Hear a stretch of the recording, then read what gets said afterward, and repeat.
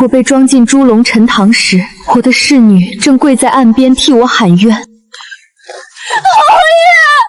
我家夫人是清白的。虽然昨夜她从外男房里出来时衣裳乱了些，可那定是在谈正事。天哪，这侯府夫人竟然私会外男，这陈塘都是便宜她了，知人知面不知心啊！秋霜越替我成亲，我的罪名就越坐实。难怪奴婢不会说话，那公子肯定是夫人的表亲，就算夫人与他独处到半夜，也绝不是苟且。奴婢什么都没看见，求各位千万别乱传，别坏了夫人名声。沈清河，你还有什么好解释的？陈塘，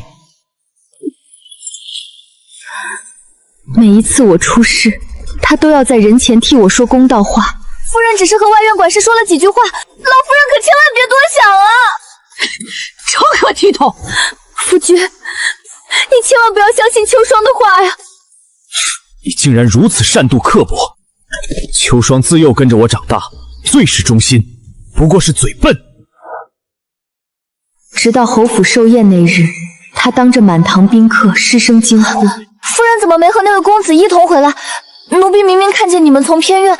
当夜，我就以私通外男被装进猪笼陈塘。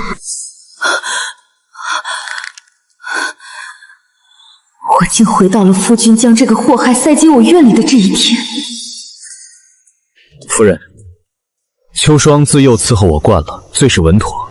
如今你刚进门，院子里没个贴心人，把她放在你身边，我也放心。哦，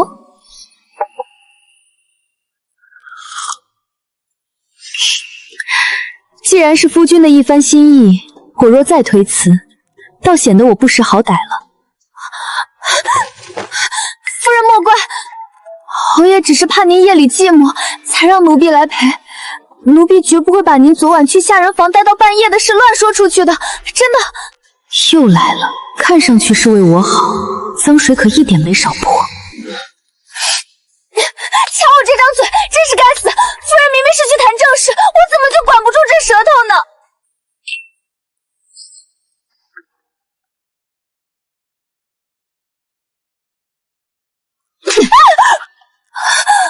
你敢打他！夫君方才说他嘴笨，我瞧着确实笨得厉害。他话里话外暗示我与书房下人有染，我若不打，这流言传出去，外人还以为夫君你真的被戴了绿帽子。我这一巴掌打的是他的没规矩，保的可是侯府的脸面啊！我这也是为你好啊，夫君。夫人打得对，只要夫人能相信，这奴婢也绝不承认看见那公子从您窗户里跳出来。还敢满口胡言！既然说不清，那就去婆母那儿说。走。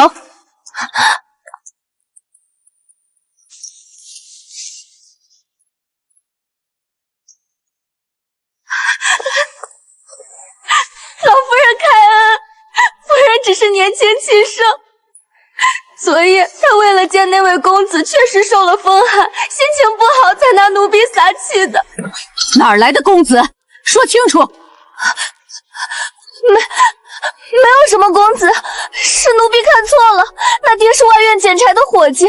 老夫人，求您别再问了，夫人的清誉要紧。刚过门就敢私通外男，还敢殴打侍女，什么都没看见。来人，给我拉去冰窖外跪着！什么时候认了罪，什么时候起来？夫君，你也觉得我昨晚去了书房？秋霜不会撒这种谎。怀疑的种子终究是种下，还愣着做什么？来人，家法伺候！放开我！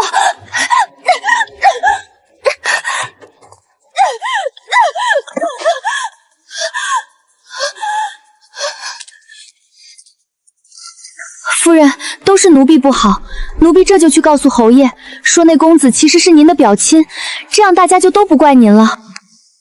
秋霜，你最好祈祷我今天死在这儿，否则我必让你永世后悔你今天的所作所为。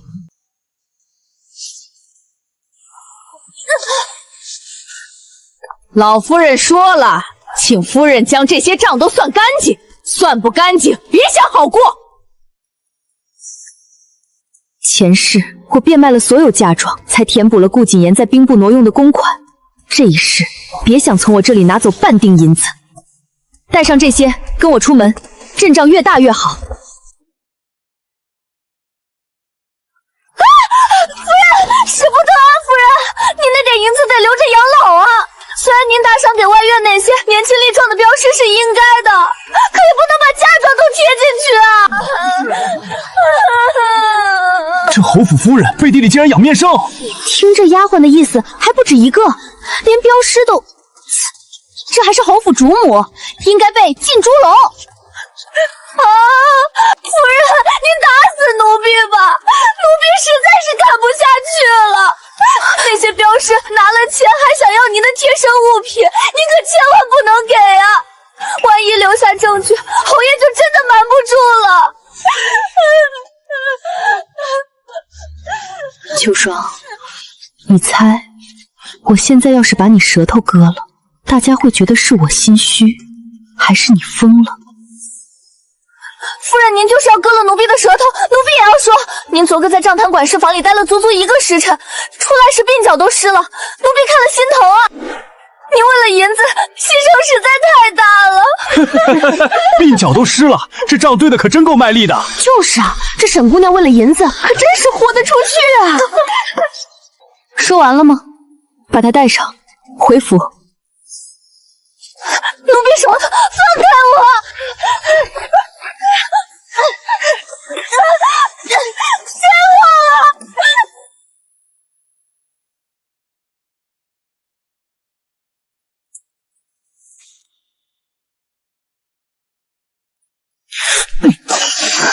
沈清河，你到底在外面干了什么？现在满京城都在传，你养了一院子的野男人，你让我的脸往哪儿放？侯爷息怒，夫人都是为了银子，他也不想的。哪怕他在管事房里待那么久，那肯定也是在对账。至于衣服乱了，那是天气太热，出汗了。好一个天气太热！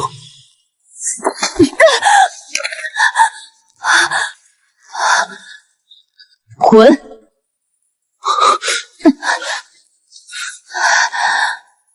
你还要闹到什么时候？秋霜只是个没见识的丫头，她说话不过脑子，难道你也跟着疯吗？你若真的有半分委屈，尽可冲我来，你就非要闹得人尽皆知，你才肯罢休吗？前世我就是死在他这种他只是嘴笨的借口里。侯爷是信我，还是信他？他自小长在府里，心眼不坏。你若没做那些让人误会的事，他又怎会乱说？沈清河，你太让我失望了。既然侯爷这么相信他的直言不讳，那便让他继续说下去吧。接下来的日子，秋霜变本加厉。快来人呐！都过来！你们快看看，夫人日日喝的这哪是安胎补药，分明是伤身害命的落胎药啊！哎呀，夫人您快收好！这外男的情书，可千万不能让侯爷瞧见，否则百口莫辩啊！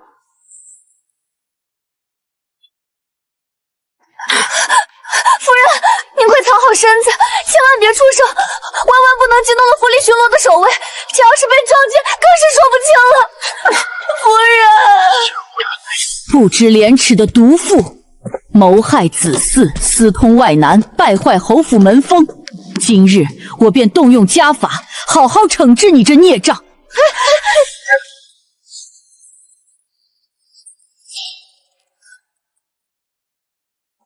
侯府近3年的所有账目，暗处亏空，私支银两，隐秘开销，全部账本都在我手里。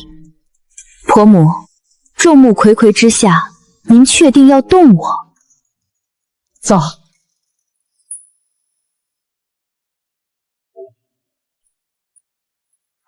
我忍下所有污名与构陷，一直在等一个能将这一切彻底翻盘的机会。而今时机终至，侯府老夫人的寿宴，便是这盘死局的破局之日。侯爷在那儿等您呢，夫人随我来。之前走了，公主。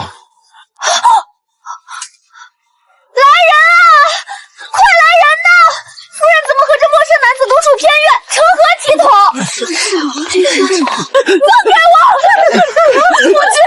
不是你看到的这样，你相信我。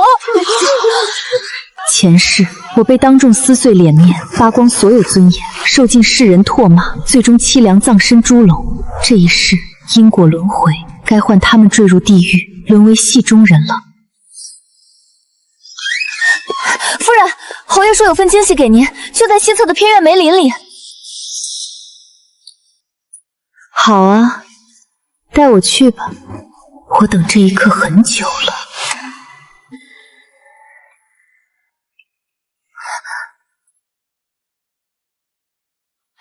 夫人，那儿的梅花开的最好，侯爷等着呢。长公主的车驾到哪儿了？长公主，她老人家怎么会来？夫人，您快走吧，再往侯爷该等急了。秋霜，我帕子落在大厅了，你去替我取来。夫人，奴婢这就去，您一定要在院子里等候爷啊。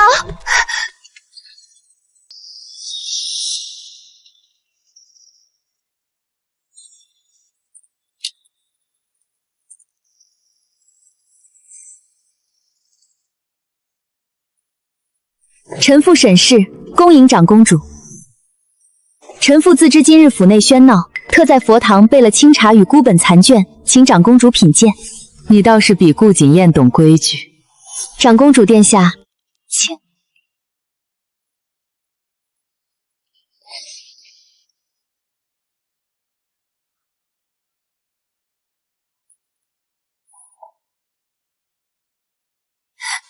来人啊！抓贼啊！你这位公子怎么在我夫人的榻上？衣裳都剪了一半，我不是……嘘！哎呀，你快走，我绝对不会把你和夫人的事说出去的。这外面喊的是你，请长公主恕罪，是臣妇教导无方。这丫头自幼跟着侯爷长大，嘴巴确实笨了些。她平日里就爱艺声，总觉得臣妇与人有染。臣妇本想容她，可今日竟冲撞了贵人。哼！去看看。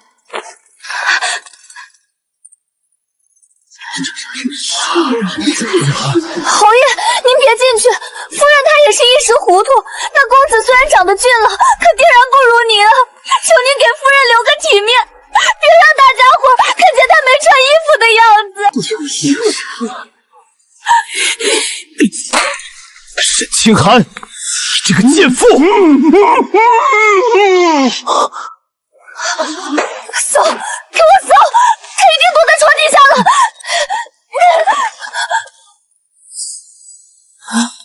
你是在找我吗？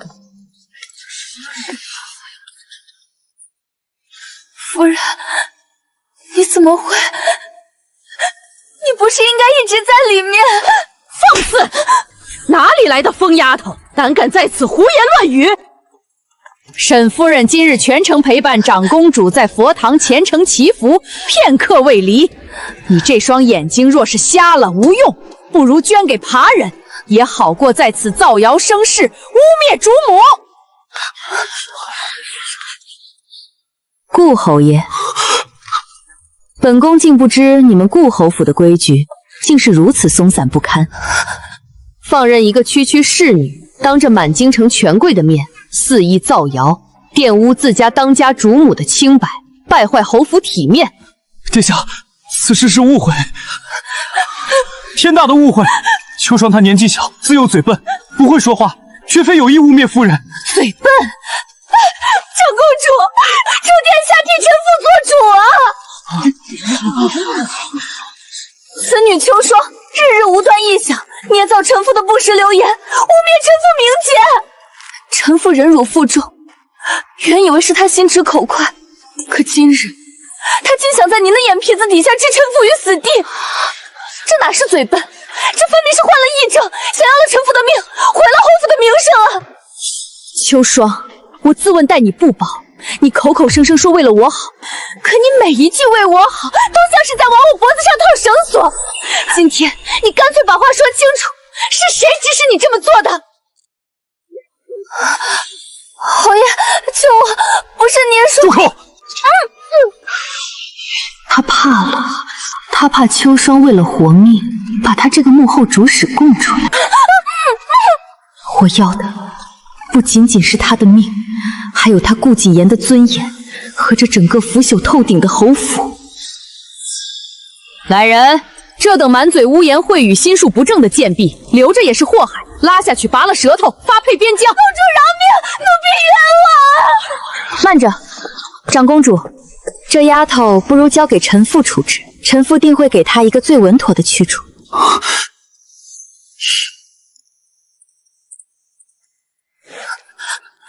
沈清河，你到底想干什么？你怀有了什么？你以为你赢了吗？侯爷不会放过你的，老夫人也不会放过你的。秋霜，方才在偏院门口，顾谨言捂住你嘴的时候，你可看清他的眼神了？侯爷，救我！不是您说……住口！那是想救你的眼神，还是想让你闭嘴的眼神？你跟了他这么多年，应当比我更清楚。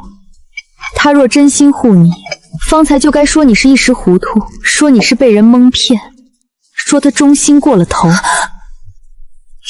可他做了什么？他第一反应是捂你的嘴。不是，侯爷只是怕我说错话。说错话？你这张嘴替他害了我这么久，他何曾怕你说错过？你在人前说我夜里见外男，他说你嘴笨；你在街上说我拿嫁妆养镖师，他说你心眼不坏；你在寿宴上当着满堂宾客喊人抓奸，他若真觉得你只是说错话，为何忽然怕了？因为你差点说出一个真相，不是您说的吗？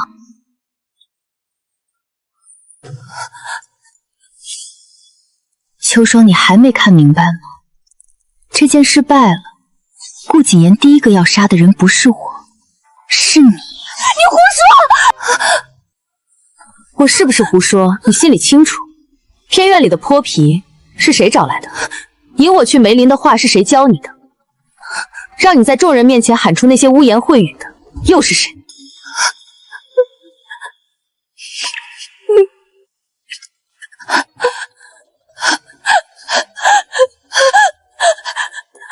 是侯爷，是侯爷让我做的。侯爷说，只要我照他说的做，坏了你的名声，你就再也没脸做侯府主母。到时候他可以休了你，也可以把你关起来。你若死了，沈家的嫁妆自然都归侯府。他让你败坏我的名节，是为了吞我的嫁妆。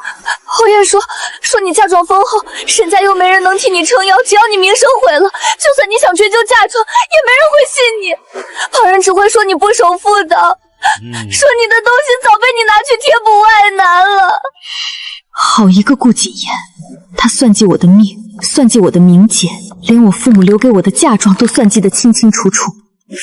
嫁妆已经被他动过了，你最好想清楚再打。长公主如今还在侯府，顾谨言自身难保。你若说实话，我至少能让你活到明日。你若替他瞒着，等他腾出手来，第一个死的就是你。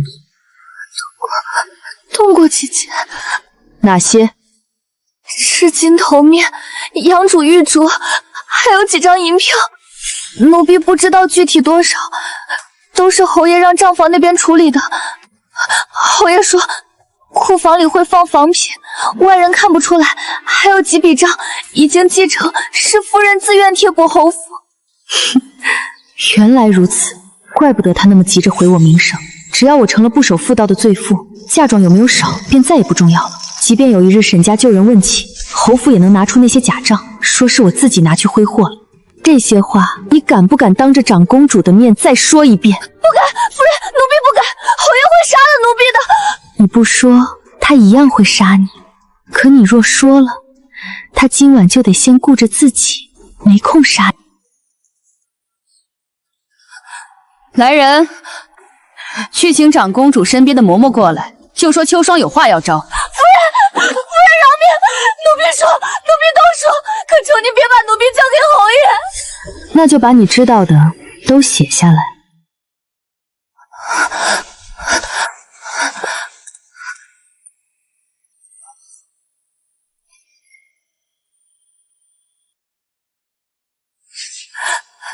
夫人，奴婢真的都招了，是一个字都不敢瞒啊！求求你，救救奴婢！侯爷若是知道我招了，定会剥了奴婢的皮。顾谨言现在在哪里？回夫人，侯爷还在前厅守着呢。长公主今日受了惊，还没起驾回宫。侯爷这会儿吓得跟孙子似的，半步不敢离开，正赔着罪呢。很好，长公主没走，满府的宾客也都还没相散，这时候才是最热闹的时候。夫人，侯爷现在恐怕恨不得赶紧把这事儿当成是秋霜这贱婢发疯给压下去。咱们这时候过去，他想压，我就偏要让他压不住。他不是觉得秋霜是封闭胡言吗？那我就让他当着长公主的面，亲手拿我的嫁妆来压这桩误会。想活命，就跟我去前厅，带上他。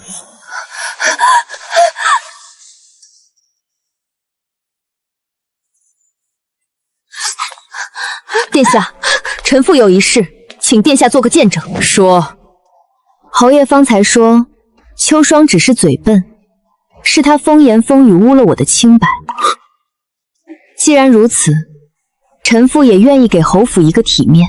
清河，你若早这样懂事，今日也不会闹到长公主面前。老夫人急什么？今日秋霜闹出这样的事，满京城权贵都看见了。若只是处置一个秋霜，外头难免还会议论，说侯府主母的名声终究不干净。你到底想说什么？我想请侯爷证明一件事，证明侯爷从未有过毁我名节、吞我嫁妆的心思。沈清河，你不要胡说八道！侯爷若问心无愧，便当着长公主的面，将我的嫁妆按原册分出来，雕还沈家旧宅暂存。如此一来，外头自然知道侯府坦荡，并未贪图我沈家的10里红妆。你要把嫁妆搬出侯府？不是搬出，是交还。你我是夫妻，你的嫁妆放在侯府，本就是天经地义。侯爷说的对，若夫妻同心，自然天经地义。可如今你的贴身侍女当众污我清白，还险些让我背上私通的罪名。侯爷若还扣着我的嫁妆不放，外人会怎么想？他们会不会想，侯爷是想毁了我的名声，好顺理成章吞掉我的嫁妆？顾谨言，沈夫人这话倒也有几分道理。既是她的嫁妆，她如今要另行封存，你有什么不肯？先把这个当量，兵部那边的窟窿得堵上，放进去，盖好封贴，谁也看不出来。只要沈氏死了，这些东西就彻底醒故了。侯爷若觉得为难，也无妨。秋霜刚才已经招了一些话，她嘴笨，臣妇也不知是真是假。若侯爷不愿交还嫁妆，那便请长公主一并听听，也好分辨这疯癖到底疯到了什么地步。哦，他招了什么？殿下，今日之事是侯府管教不严，臣愿给沈氏一个交代。嫁妆可按册另封。请殿下做主。臣妇的嫁妆册在院中，侯府管家和账房皆在府里。今日既有殿下见证，不如现在便按册封存，免得夜长梦多，又生出什么误会。哼，本宫最厌误会。去，叫管家账房过来，沈夫人的嫁妆今日便按册分清，谁敢拖延，便一并送去官府问话。第1箱赤金头面1套，第2箱杨枝玉镯一对，南珠步摇一副。今日天色已晚，不如明日再清点。侯爷急什么？方才不是已经答应了吗？嫁妆繁杂，仓促之间难免出错。正因为怕出错，才要当着长公主的面亲。开库！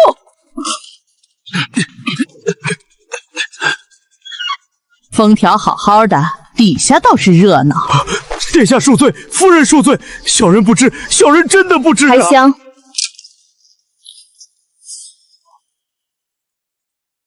样式是一样的，成色却不对。这里本该有沈家工匠留下的云纹暗记，如今却空空如也，这不是我的。继续。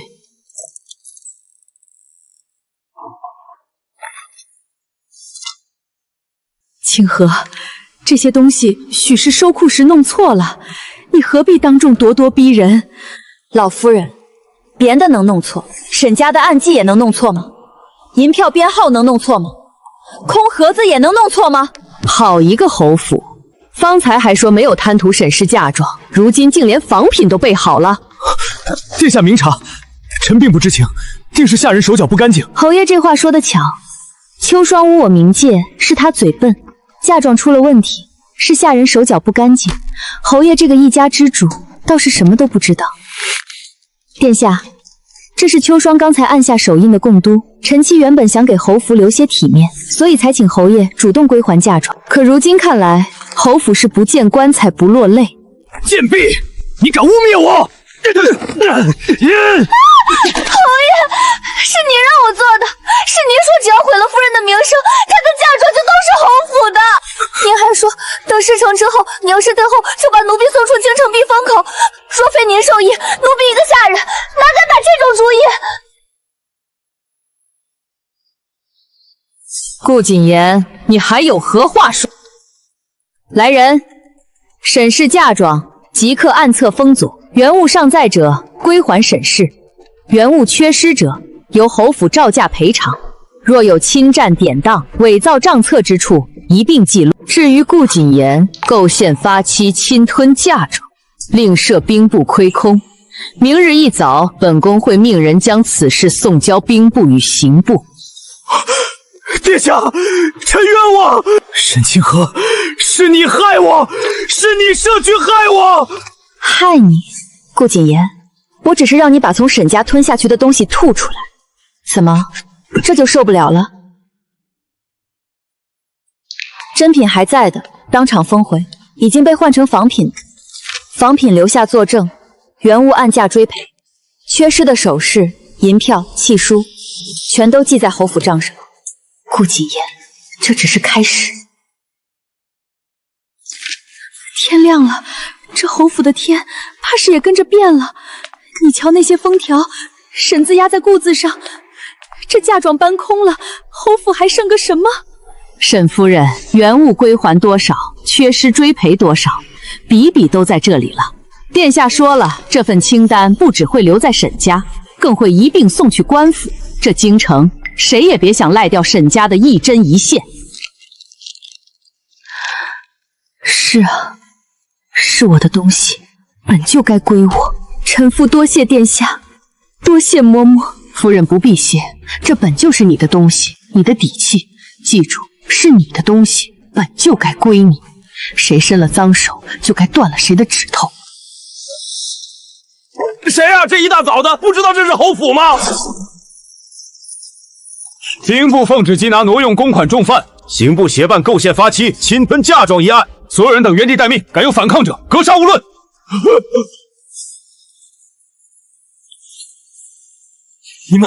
你们疯了！本侯乃朝廷命官，谁敢擅闯？顾小侯爷，兵部账目对不上，刑部证据也齐了，您那嘴笨的侍女和沈家的清册可都在等您去说个清楚。沈清河，是你！你竟然敢报官！拿下！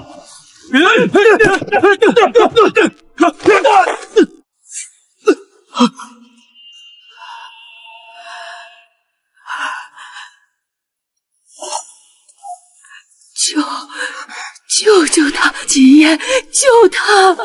夫人，老夫人这模样，怕是撑不过今日了。他这是临死都牵挂着侯爷。刚过门就敢顶嘴，这冰窖外跪够2个时辰。什么时候懂了顾家的规矩？什么时候起来？儿媳没有死头，儿媳冤枉。沈氏，你那点嫁妆拿出来给谨言周转是你的福气，别给脸不要脸。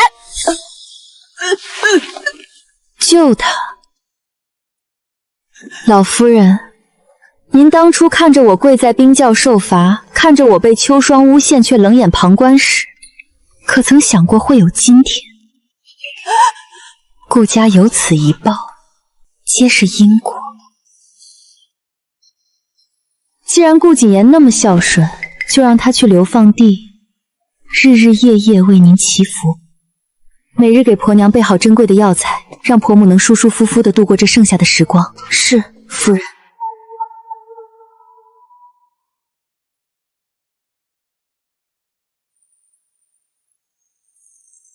我是证人，我给长公主提供了证词，你们不能这样对我。证人？你是个什么东西？也敢跟长公主讨价还价？长公主亲口下的令，拔了舌头卖到苦力营，在这大京城里，长公主的话谁敢不从？我是为了夫人好啊，我那是为了救夫人啊！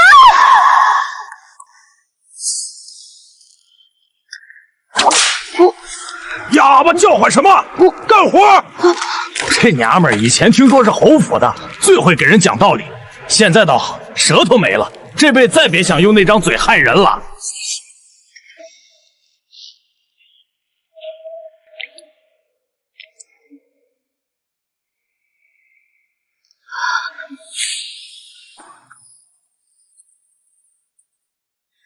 大小姐，这老宅子总算是等回了他的主子。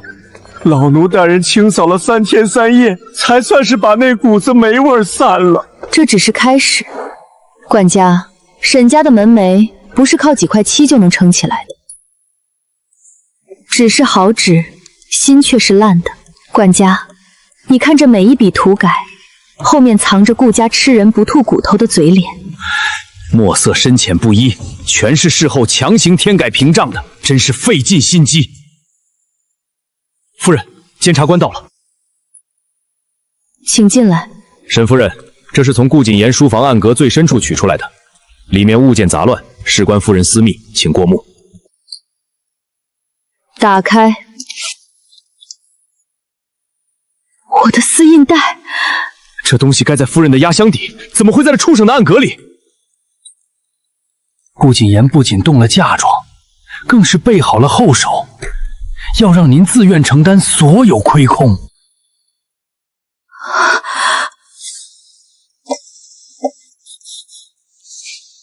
沈清河，只要这张纸成型，你就是顾家的死鬼垫脚石。沈氏自愿取嫁妆银3000两，暂借侯府周转。若日后有人追问，皆由沈氏一力承担。这是要夫人的命啊！坐实了这张纸，您就是毁了名节又败光家产的罪人。顾谨言不仅动了嫁妆，更是备好了后手，要让您自愿承担所有亏空。他倒是想得周全。他若将此契与伪造的内账合在一处，便能洗清所有罪责，全推给夫人。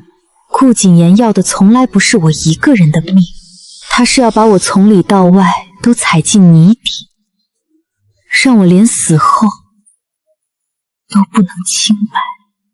沈夫人问话，你若敢藏半个字，侯府那些烂账够你死10次。小人招，小人全招。3月初7，记我支银3000两贴补采买。刘管事，谁领的钱？是夫人院里的秋霜。手令呢？时日太久，想不起收在哪儿了。想不起。3月初7，我人在院子修剪盆栽，秋霜寸步未离。4月20，你记我领银1000两。那日我正被罚跪佛堂，秋霜在门口守了一整日。刘管家，你是记性差，还是顾谨言让你记了鬼账？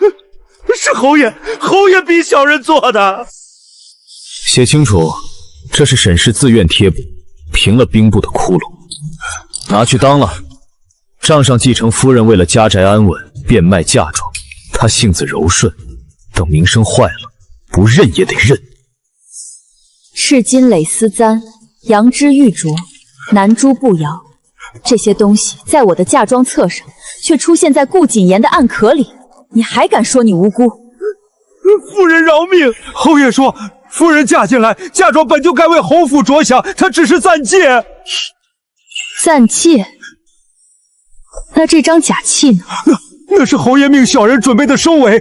他说等夫人名声坏了再拿出来，外人只会信夫人亏空嫁妆，贴补外难，绝不会疑心侯府算计。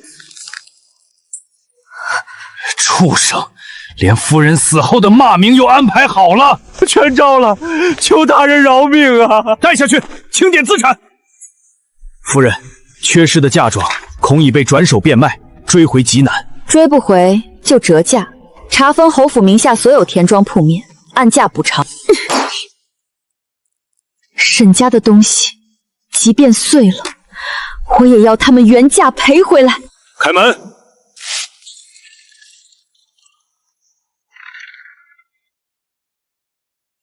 月白云锦，这分明是纹路粗糙的次等货。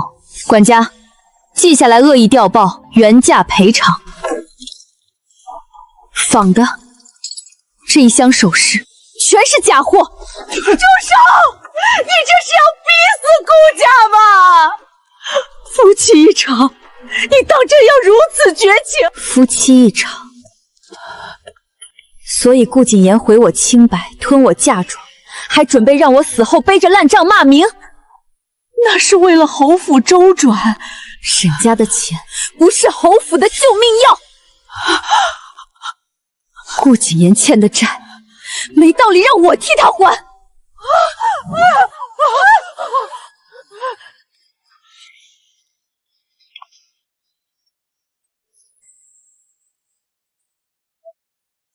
南珠步摇缺失，这一项按原价3倍追讨。3倍？夫人，官府从来只按市价判。这市价？我沈家几代人的体面，在顾谨言手里抵了赌债，你跟我谈市价？还是说监察官大人觉得顾家恶意侵占我沈家旧物，只需轻飘飘赔几个铜板就能了事？沈夫人言之有理，恶意侵占，情节恶劣。文书落笔，3倍追缴，抵扣顾氏名下所有田产。能拿回来的统统搬走，拿不回来的每1两银子都要从顾谨言身上刮下来。夫人，旧账已清，您为何又翻开新的一页？您要把这些血爱钱全散给那些无依无靠的野女人？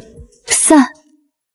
我这是在铺路，顾家拿我的钱去填贪婪的窟窿，我就拿这笔钱去给天下的苦命女子开辟一个活命的生路。老奴明白，这沈家再也不是以前那个被任人拿捏的沈家了。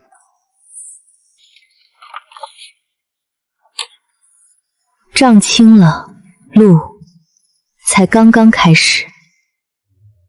顾谨言，听清楚了，3月初7支银3000两，4月20伪造手令取金，每一笔你都赖不掉。诬陷！是账板管事勾结沈清河害我。白纸黑字盖的是你的私印，落的是你的亲笔，这时候喊冤，不觉得晚了吗？我要见沈清河，那个奸夫在哪儿？让他滚出来！沈老板正忙着开医馆救人，哪有闲工夫见一个将死之囚？带走，送刑部入当。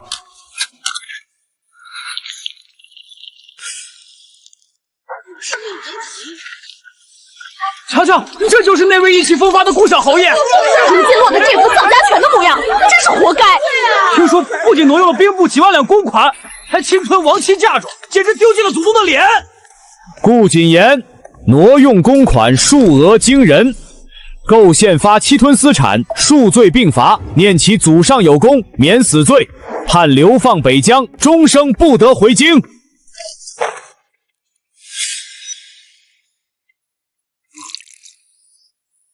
这一世，终究是拿到和离书了。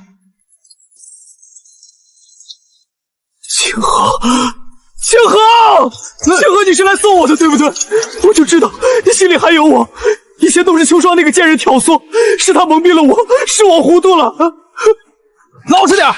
囚犯那是沈家之主，也是你能攀扯的。清河，你救救我！你去求长公主，她最疼你了。只要你开口，我一定能留下。我以后一定好好对你。顾谨言，你还没看清楚吗？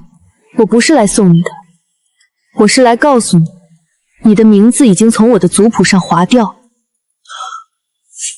从今往后，你是囚犯，我是沈家之主。顾家已经随着那场大火烧干净了。哦，对了，你心心念念的那笔公款，其实我半年前就查到了，但我偏偏等到你把它花光了，等到窟窿大的连你老母的棺材本都堵不上的时候，我才去报官。这种眼睁睁看着自己跌进深渊却无力回天的滋味，好受吗？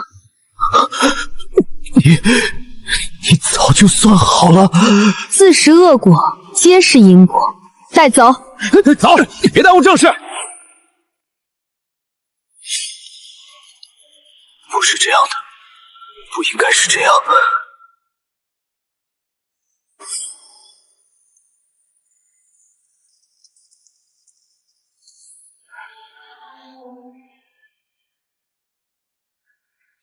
南珠不摇也要3倍赔偿，你这丫头倒是狠得下心。吃过一次死亏了，臣妇想请部下第2次。好，这种贪得无厌的婆家，就该让他们倾家荡产。记住，你能把这些东西抢回来，不是本宫给的面子，是你自己有本事挣命。臣妇永志不忘。沈夫人，官府定案了，假债契作废，顾谨言罪加1等，即日流放。夫人，这晦气东西还要留着？假的东西就该烧干净。那这本嫁妆册，老奴这就拿去入库锁死。不，这本要摆在最显眼的地方，留着它是为了记清楚沈家的东西是怎么被吃进去，又是怎么吐出来的。我要明明白白记一辈子。沈老板，您吩咐的那几处隔间已经改好了，后院那排厢房按照您的意思全都通了地笼，窗子也扩了1倍，敞亮的紧。哎，你听说了吗？这满满1院子的嫁妆，全是大小姐从侯府生生掏回来的。那是，大小姐说了，这些银子不进内库，全都用来办正事。公文发出去了吗？回大小姐，不仅是京城的泥瓦匠，连远近闻名的绣娘和坐堂医也都收到了消息。不过，外头那些风言风语，说您一个和离的女子不安顿守己，反倒大兴土木，实在是有违妇德。妇德，在这世道，手里攥着银子，怀里揣着底气，才叫真正的德。告诉工头，3日内我要看到清河医馆和沈氏绣坊的招牌挂上去。是，大小姐。这沈大小姐真是不疯魔不成死，和离拿回的嫁妆，竟真舍得全砸在这些流浪女子身上。你懂什么？我听闻这医馆不仅看病，还专收那些被婆家赶出来的弃妇，教他们食药采药，这可是天大的功德。管家，那个孩子带去医馆，那个母亲若愿意，领去绣坊。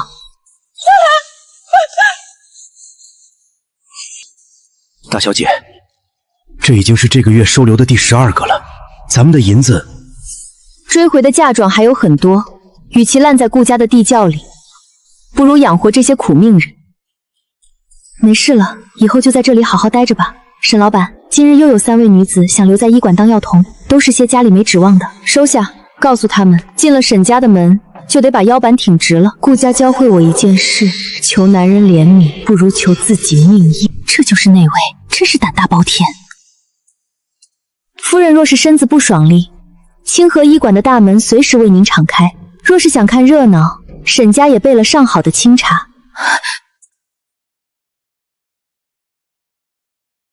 这针脚要藏得深，就像咱们的命。外头的人说咱们是弃妇，是不祥，但这绣出的锦缎，他们却得求着买。多谢沈老板复命之恩。要说这京城第一奇女子，非沈青霞沈老板莫属。那日长公主寿宴，她当众撕开侯府伪善的面具，那是何等的豪气啊！说得好，如今谁不赞一声沈老板是女中豪杰？不过是做了该做的事罢了。他那医馆专治妇人隐疾，他那绣房尽收天下苦命女，这才是真正的世家风范，可不是吗？连那鼻孔朝天的公侯之家，如今见了大红印花的沈氏马车，都得侧身让路。京城的人都说，离了那腐朽的侯府，沈清河活成了天上的太阳。清河，你这卷关于女训新解的讲义，本宫看了，振聋华聩。臣妇浅见，不过是觉得女子不必困于深宅，亦能独当一面，才敢在殿下面前献丑。你说的对，这宫里的女子，这天下的女子，都该听听你讲学。沈老板，这可是王府出的重聘，王爷说了，只要您点头，侧妃之位虚位以待，往后这名声这名面，自然有王府为您撑腰。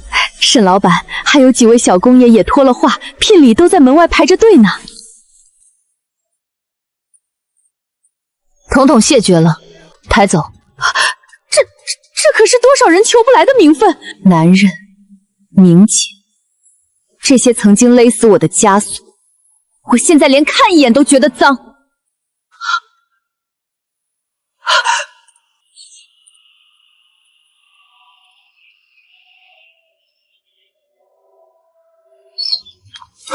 说吧。那个顾谨言在流放地受不了矿场的苦，上个月他想趁着暴雪逃跑，结果失足滚落山崖，被打断了双腿。现在他每天缩在营地角落里乞讨，全身没一处好肉。据说他口中一直念叨着夫人的名字。他说求夫人看在往日情分上原谅他，求您救他，带他回家。他想回哪个家？顾家已经没了，他那个家早就被他亲口吐出的脏水淹没了。我想起前世陈塘时那刺骨的，而现在阳光照在身上是暖的，而我沈清河不必是谁的夫人，不必做谁的附庸。此生万事胜意。